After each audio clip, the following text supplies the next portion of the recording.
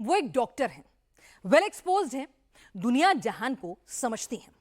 लखनऊ के सबसे बड़े अस्पताल में सीनियर न्यूरोलॉजिस्ट हैं, दिमाग और नर्व्स की बीमारियों का इलाज करती हैं।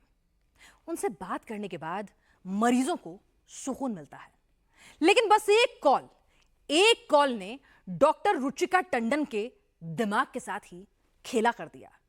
एक कॉल ने डॉक्टर रुचिका टंडन का चैन सुकून छीन लिया। उनकी धन दौलत, उनका बैंक बैलेंस, उनकी एफडी, म्यूचुअल फंड्स, मां बाप की पेंशन, बच्चों के लिए जमा की गई पूंजी, सब कुछ एक फोन कॉल ने लूट लिया। डॉक्टर रुचिका टंडन को 7 दिन तक डिजिटल अरेस्ट होकर रहना पड़ा और इन 7 दिनों में सब कुछ उनसे हड़प लिया गया।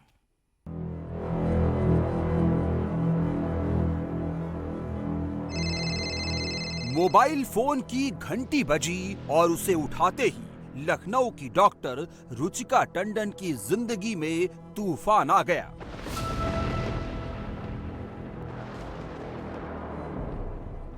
अगले 7 दिनों तक उनको फोन पर ही चिपके रहना पड़ा। हद तो तब हो गई जब दूर बैठे साइबर जालसाजों ने डॉक्टर को मोबाइल फोन कैमरे के फ्रेम में ही कैद कर दिया। दूसरी तरफ से पैसे की डिमांड आती तो डॉक्टर रुचिका फौरन पैसे ट्रांसफर करने बैठ जाती।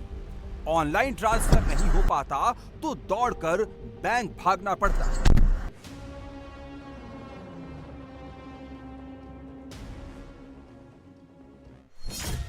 इन 7 दिनों में डॉक्टर रुचिका टंडन ने अपने 5 बैंक खातों से 2 करोड़ 81 लाख रुपए साइबर जालसाजों के 7 अकाउंट्स में ट्रांसफर किए। डॉक्टर ने अपना अकाउंट खाली कर दिया, एफडी तोड़कर सारे पैसे ट्रांसफर कर दिए, इंश्योरेंस पॉलिसी तोड़कर पैसे भेज दिए, बूढ़ी माँ की पेंशन के पैसे भी निकल गए। जब सब कुछ लुट गया तब जाकर उनको एहसास हुआ कि वो बहुत बड़ी ठगी का शिकार हो गई है। लखनऊ एसजीपीजीआई उत्तर प्रदेश की राजधानी का सबसे नामी अस्पताल है। यहाँ के न्यूरो डिपार्टमेंट की सीनियर न्यूरोलॉजिस्ट हैं डॉक्टर रुचिका टंडन। वो कुछ सीबीआई अधिकारी से कनेक्ट करवाते थे, जज के सामने हियरिंग करवाते थे। तो फिर धीरे धीरे अलग अलग अकाउंट से जो पैसा उन्होंने वेरिफिकेशन के लिए वो मुझे अकाउंट्स देते जाते थे अलग अलग टाइम पर, और उसमें पैसा ट्रांसफर करने को कहते थे।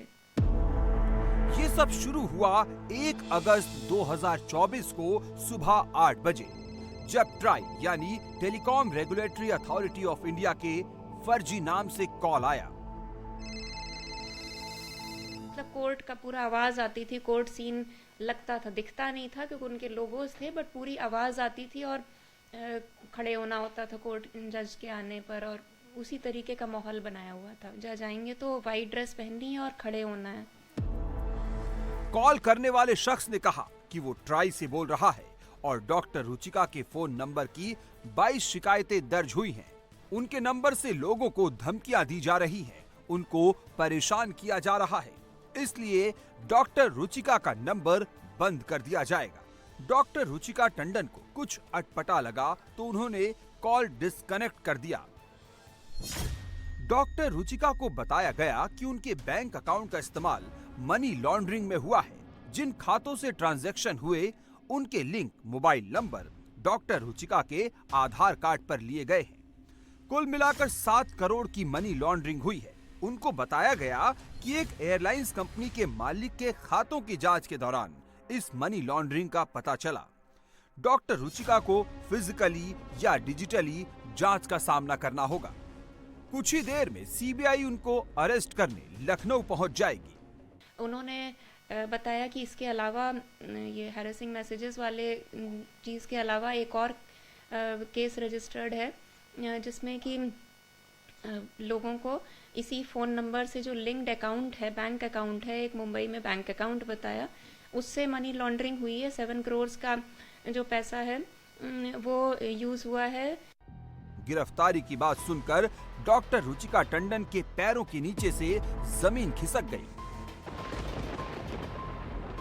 वो बुरी तरह डर गई। बस यहीं से ब्लैकमेलिंग का सिलसिला शुरू हो गया, जो 7 दिन की डिजिटल कस्टडी और 2 करोड़ 81 लाख रुपए के फ्रॉड पर जाकर खत्म हुआ। अगर आप यहाँ आके केस नहीं फाइट कर सकते हैं मुंबई में, तो हमें तो फिजिकली अरेस्ट करने के ऑर्डर्स मिले हैं। 5 मिनट में पुलिस पहुँच के अरेस्ट कर लेगी। और अगर वो चीज़ नहीं चाहते तो मैं आपको डिजिटल कस्टडी में रख सकता हूँ, बट उसके लिए आपको स्काइप पर स्काइप डाउनलोड करना है। तो उसके लिए एक फ़ोन खरीदवाया और उससे कॉन्टीन्यूसली मतलब वीडियो कॉल पर जुड़े रहना है कि अकाउंट से नहीं हुआ है ऐसा कोई ट्रांजैक्शन। आपको अपने जो भी अकाउंट में पैसा है उसको सरकारी अकाउंट्स में ट्रांसफ़र करना है। अब आपको भी लग रहा होगा कि आखिर एक पढ़ी लिखी डॉक्टर लगातार 7 दिनों तक एक धोखे में कैसे रह सकती है। वो अपने पैसे अनजान लोगों के खाते में कैसे भेज सकती है, कैसे अपनी और अपनी मां तक की जमा पूंजी किसी अनजान शख्स के कहने पर बाकायदा ट्रांसफर कर सकती है। कोई सीनियर डॉक्टर, पढ़ी लिखी डॉक्टर अपने बेटे के लिए जमा पैसों को किसी दूसरे के अकाउंट में भेजने को आखिर कैसे तैयार हो सकती है। डॉक्टर रुचिका के साथ 7 दिनों तक जो कुछ हुआ उसे साइबर क्राइम की भाषा में डिजिटल हाउस अरेस्ट कहते हैं। कान खोलकर बहुत गौर से सुनिएगा, टीवी स्क्रीन पर आंखें गड़ा कर देखिएगा और अपने दोस्तों और रिश्तेदारों को भी देखने के लिए कहिए, क्योंकि साइबर ठगी का शिकार आप, मैं या आपके आसपास कोई भी बन सकता है। जी हां, कोई भी, आप भी और आपका अपना भी। जिस केस में कोई गलती नहीं की, उस केस में गिरफ्तार हो जाने के डर ने रुचिका टंडन को डरा दिया। बैंक जाती थी, गाड़ी में बैठती थी, तब भी आपको क्या स्काइप से या व्हाट्सएप वीडियो कॉल से जुड़े रहने को बोला जाता था? 5 मिनट में अगर नहीं अपडेट जाती थी तो उनका कॉल आ जाता था वापस। तो वो हमेशा वीडियो कॉल या फिर व्हाट्सएप से कनेक्टेड ही रहते थे। वीडियो कॉल पर फर्जी कोर्ट का फर्जी सेटअप बनाया गया। फर्जी कोर्ट में डॉक्टर रुचिका टंडन की पेशी करवाई गई। फर्जी पेपर पर मनी लॉन्ड्रिंग के आरोप लगाए गए। मनी लॉन्ड्रिंग केस में 20 से 30 साल जेल में बिताने का डर दिखाया गया। सीबीआई की फर्जी अरेस्टिंग डॉक्यूमेंट दिखाए गए। फर्जी जज से फैसला सुनवाया गया। डिजिटल कोर्ट के फर्जी जज बनकर पहले डॉक्टर से सारे बैंक अकाउंट्स की डिटेल देने को कहा गया। उसके बाद इन सभी बैंक अकाउंट से सारा पैसा सरकारी खजाने में ट्रांसफर करने को कहा गया।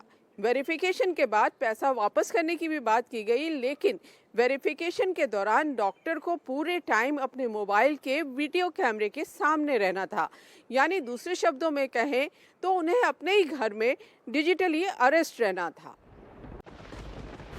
डॉक्टर को डराने के लिए ये भी कहा गया कि अगर इस बारे में किसी को बताया तो तुरंत गिरफ्तार करके जेल भेज दिया जाएगा।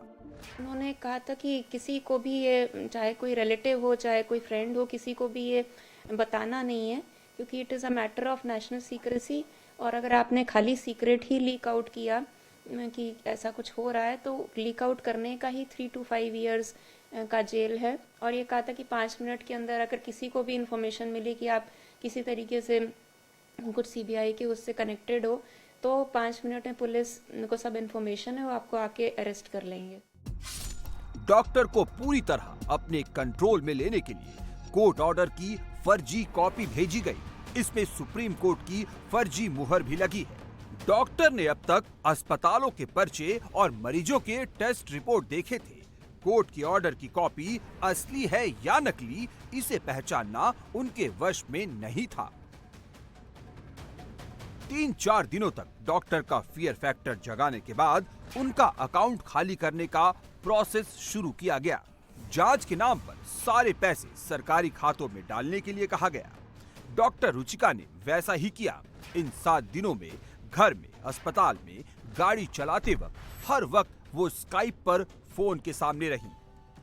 1 वीक के अराउंड हो गया। उसके बाद जब उन्होंने कहा कि अब मैं अपना काम पर जा सकती हूँ, तो उसके भी फर्स्ट डे मुझे नहीं आइडिया लगा। सेकेंड डे मैंने फिर चेक किया, इंटरनेट पर देखा कि कुछ इस तरीके का क्या न्यू मेथड ऑफ इन्वेस्टिगेशन है सीबीआई का, जिसमें डिजिटल कस्टडी टाइप का।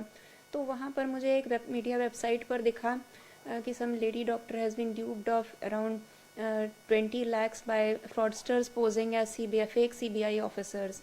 तो इस तरीके के 2-3 न्यूज़ दिखे। तो फिर उसको देख के मैंने नियरेस्ट पुलिस स्टेशन में जब मैं गई तो वहाँ उन्होंने बताया कि ये it was all a fraud. Doctor Ruchika Tandon को डिजिटल अरेस्ट कर 2 करोड़ 81 लाख की ठगी करने वाले गिरोह के 18 आरोपी अब तक गिरफ्तार किए गए हैं। 10 दूसरे आरोपियों को चिन्हित किया गया है, लेकिन डॉक्टर के पैसे वापस नहीं मिले। डॉक्टर मिसेस टंडन का जो केस है वो इस मामले में थोड़ा यूनिक है कि इनको 7 दिन तक लगातार डिजिटल अरेस्ट करके रखा गया और ये लगातार कंप्लाई करती रहीं जो भी इनको इंस्ट्रक्शंस मिल रहे थे, और इस तरीके से इन्होंने लगभग 3.25 करोड़ रुपए लूज किया। इस केस की जांच से पता चला कि डिजिटल अरेस्ट करने वाले जालसाज 3 ग्रुपों में बंटकर काम करते हैं। सबकी जिम्मेदारी अलग अलग होती है। साइबर ठगों का पहला ग्रुप टारगेट को आइडेंटिफाई करता है। दूसरा ग्रुप डिजिटल अरेस्ट के समय टारगेट किए गए व्यक्ति से बात करता है और उसे डराता धमकाता है। तीसरा ग्रुप अलग अलग लोगों के आधार कार्ड, बैंक खाते, registered SIM, current account, corporate account, chequebook, internet banking और आईडी पासवर्ड की व्यवस्था करता है, जिससे पैसे आने पर फर्जी खातों में ज्यादा से ज्यादा अमाउंट ट्रांसफर किया जा सके। इस केस में पुलिस ने 2 ऐसे सॉफ्टवेयर इंजीनियर भी पकड़े हैं जो जरूरतमंदों को 10-10 हजार, 15-15 हजार की नौकरी के नाम पर रखते हैं। उनका आधार कार्ड लेकर मोबाइल नंबर लेते हैं, बैंक खाता खुलवाते हैं और उन खातों को खुद ऑपरेट करते हैं। ऐसे ही खाते में डॉक्टर रुचिका टंडन के 1 करोड़ 55 लाख रुपए ट्रांसफर कराए गए। काफ़ी सारे अकाउंट्स में ट्रांसफ़र कराए गए, उसमें से कुछ ट्रैक नहीं भी हो सके हैं उनकी ओनरशिप, लेकिन जो मेजर पोर्शन है अपराधियों का वो ट्रैक भी हुए, उनसे रिकवरी भी हुई। कुछ अमाउंट उनके अकाउंट्स में ब्लॉक भी कराया गया है। भिखारियों के भी कुछ अकाउंट्स खुलवा के किया। ये जो गैंग्स हैं ये इसी प्रकार के लोगों का इस्तेमाल करते हैं जो आसानी से म्यूल अकाउंट्स प्रोवाइड कर दें और जो भी उन्हें मिल रहा है उसमें खुश रहें। डॉक्टर रुचिका टंडन को डिजिटल तरीके से अरेस्ट करके ठगों को काफी पैसा मिला। लखनऊ के साइबर थाना में दर्ज एफआईआर नंबर 132/2024 में पैसे ट्रांसफर का तफसील से ब्यौरा है। साइबर जालसाजों ने उनके पैसे को तुरंत अलग अलग खातों में ट्रांसफर करके बिनेंस ऐप के जरिए USDT क्रिप्टो करेंसी खरीदकर वापस भंजा लिया। अब ये भी जान लीजिए कि USDT क्रिप्टो करेंसी क्या होती है। टेथर यानी USDT एक क्रिप्टो करेंसी है। ये स्टेबल कॉइन के रूप में जाना जाता है, यानी इसकी कीमत समय के साथ बढ़ती या घटती नहीं है। USDT को टेथर लिमिटेड ने बनाया है। USDT को इंटरनेट का डिजिटल डॉलर कहा जाता है। USDT के हर टोकन की कीमत $1 होती है। इस टोकन को फिजिकल $1 से बदला जा सकता है। हाल के दिनों में पुलिस ने अपनी तेजी बढ़ाई है, लेकिन साइबर फ्रॉड के मामले में ठग अभी भी पुलिस से ज्यादा तेज हैं। पैसे का जो ट्रांसफ़र है वो इतना फास्ट होता है कि उसको ब्लॉक करना इतना आसान नहीं होता, और वो पैसा ट्रांसफ़र होकर के फिर दोबारा कैश में कन्वर्ट हो जाता है। कुछ ऐसे ऑपरेटर्स हैं, बैंक्स हैं जहां से पैसा कैश निकल जाता है और उसके बाद फिर गायब हो जाता है। इस केस की जांच के दौरान UPSTF को पता चला कि इस गैंग के तार पाकिस्तान से भी जुड़े हैं, क्योंकि इन सभी के मोबाइल नंबर की शुरुआत 92 से होती है, जो पाकिस्तान का कोड है। पाकिस्तान का नंबर आते ही जांच वहीं रुक गई, क्योंकि यूपी की पुलिस पाकिस्तान जाकर जांच नहीं कर सकती है।